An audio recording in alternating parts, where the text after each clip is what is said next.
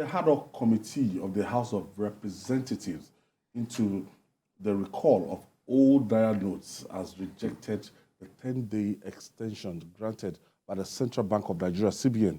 The chairman of the committee, Alhassan Ado Doguwa, described the new deadline of 10 February as a political gimmick.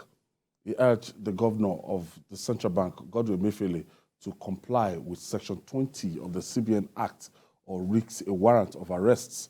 But despite scarcity of the new Naira notes, some currency traders get them from the source to sell to partygoers. Now, Jide, last week the House of Representatives was talking about inviting, they invited the CBN Governor and he did not show up. And we're talking about issuing a bench warrant. Now, talking about the extension now, because the House of Representatives and the Senate actually said it's better for the 30th of July or June, that it should just 6 months, 6 clear months away from what you have here. So why is it that CBN is saying 10 days, 10 more days, and the House of Representatives is saying no? Yeah, because they are the representatives of our people. They are in position to know where the shoe pinches our people. People like Ado Doguwa, they go home from time to time. If he doesn't go home... From Kano State. If he doesn't go home, then he risks not being re-elected. So you have to touch base as a politician. How many of those nooks and crannies of our nation can the CBN governor say he knows? These are the representatives of the people. When they came up with the earlier directive, people, these same representatives of the people, resisted it. They said, no, this will inflict pain. This will put POS guys out of business. Then that was rescinded in a way. They increased what you can withdraw to, like, I think 500,000. So it's not, yes, the CBN has autonomy, but it does not have the monopoly of knowledge, especially about how its policies will affect our people negatively.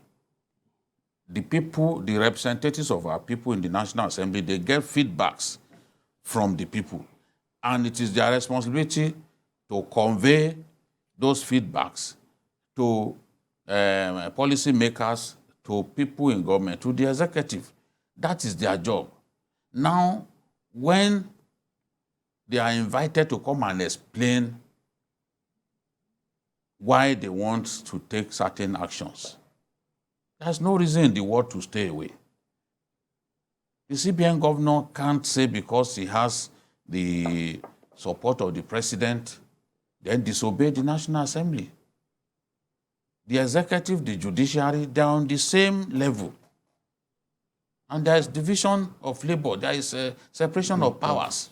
You can't have a situation in which the representatives of our people, in the exercise of the powers conferred on them by the Constitution, will invite people, and then they will stay away because they think, oh, the executive controls the law enforcement agents.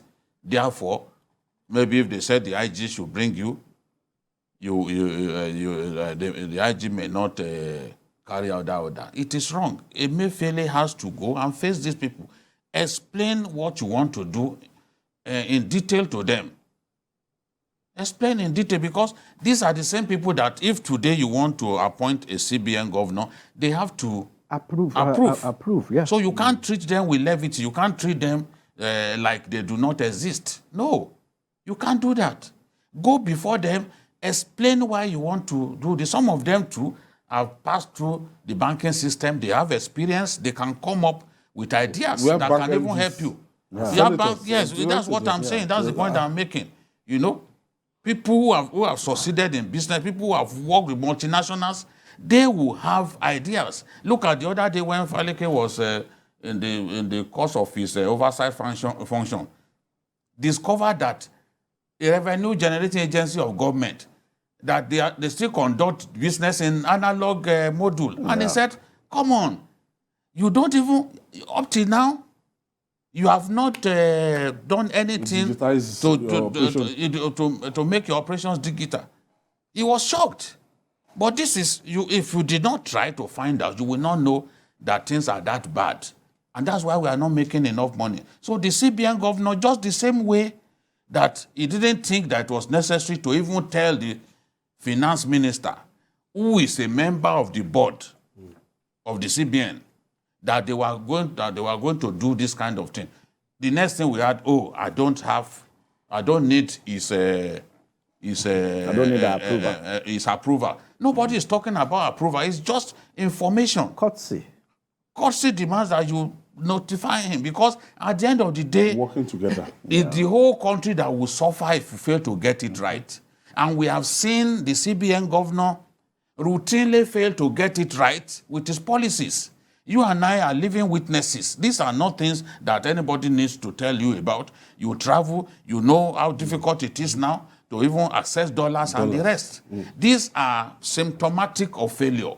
And you need, as a result of that, you need to calm down, let other people be able to even offer suggestions as to how you can do it right. All they need to do is say, why don't you do it this way? Because I stand to be corrected. I've not seen anywhere in the world where you change currency and you give people such a short time ceiling as we have done. And that is why people believe that this is meant to inflict pain. So, and the representatives of people are saying, extend. I'm sure he thought that, okay, when he gets there, they are going to, but it doesn't matter. Once you've been not going to pay you now. Once you've been told to come, you have to face them. The law backs them. The law says that they can invite you.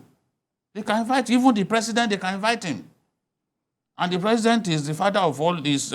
Is the number one in our country. They have power to invite the president. How much more of a CBN governor? So it's because he has disrespected them that you see people like Doguwa speaking in this manner. You've got to show respect to them and go before them, explain why you wanted to do this thing. The two groups could even come out smiling at the end of the day. But it was said to have sent a representative. Is that enough? See, the other time, he told them he was not in Nigeria. He said he was outside the country for an official assignment with the president. But now he's back, and they are telling him to come. He's in Nigeria. But then he went to Daura to get approval from the president. He cannot be treating the lawmakers with disdain and expect them to keep quiet. I mean, you are not only responsible to the president. We have three arms of government. That's why we have checks and balances. The legislature acts as a check and balance, and they have their oversight functions over that of the executive. That's why a president cannot spend money without approval from the National Assembly. Even the money the CBN is spending was appropriated by the National Assembly. So I see no reason why it should not cut them and go to them and explain. Now, Doguwa quoted a section of the CBN Act that says that this Naira note, the one that is going out of circulation, is still legal tender 30 days after the thing must have expired. All right, Jide, reaching home stretch now. Now that it has been extended, given 10-day extension, do you think the CBN should still attend to the summon of the CBN governor, to the summon of the National Assembly? The extension has no relationship with the summon. He has to go there and explain why he has chosen to do this at this time and why the notice is so short. If the Britons, with all their advancement, with the fact that they are ahead of us in infrastructure and everything, if they can give their people 2 years, why is it that it's Nigerians that should be subjected to this indecent haste? So he has to go before them. Going to the president and giving extension does not replace the summon that was issued. It's the National Assembly themselves who have disrespected themselves over the years. Honestly, I've said this before. they do not even use their power sufficiently. Honestly, this is the truth. If not, why should the CBN governor disrespect the Speaker of the House of Reps? Number 4 citizen. Number 4 in our country. Why? Where did he summon that courage from? Does it happen elsewhere?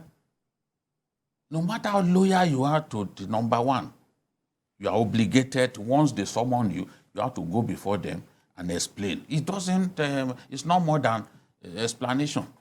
But you think that you can think for the rest of us and that your ideas are so rarefied that nobody can challenge them. No, now, we can't run a country like that. If people have reason to complain about your methods, listen to them. Let's hear what they have to say. There are experts in that National Assembly who have their own ideas. Are they going to kill him there if he goes there? The worst that can happen they is... are not masquerades. The worst that can happen is if they don't like the way he answers them, they can pass a vote of no confidence and he can appeal it and beg them. But not for you to abstain. It's like an insult. It's like you are hiding something. They keep asking you to come. You said you are out of the country. Now you are back. We can see that you are in the country. Even so when he sent someone the other day, that person couldn't answer all the questions. All the questions. So that's why they said you yourself. She did not even know how many Naira notes that they are printing. No, that they have even said they should print. She didn't know. She couldn't answer all the questions. You know? So go yourself. Go and face them yourself. All right. I want to thank you, Moji Jamiu. Thank you for your contribution today. Thank you. And the master himself, Babajide Kolade Otitoju. Thank you for your contribution. Thanks.